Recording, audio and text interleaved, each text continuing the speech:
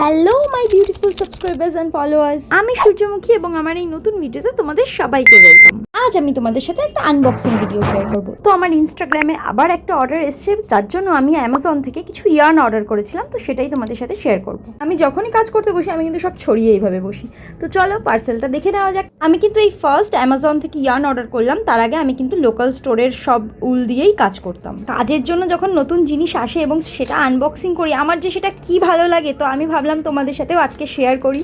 ইয়ার্নটা ছিল গঙ্গা অ্যাক্রো উলস থেকে। আমি দেখি সবাই এটাই পারচেস করে, তো আমিও এই রেড কালারেরটা করেছিলাম কারণ আমার অর্ডার ছিল রেড কালারের রোজ ব্যাগ বানানোর। আর ইয়ার্নের কালারটা জাস্ট দেখো, একদম চুম্মেশ্বরী। এটা কিন্তু ছিল 4 প্লাই ইয়ার্ন, আর এটা কিন্তু 100% অ্যাক্রিলিক ইয়ার্ন, আর এটার কিন্তু ওয়েট 100 গ্রাম অ্যান্ড লেন্থ হচ্ছে 200 মিটার।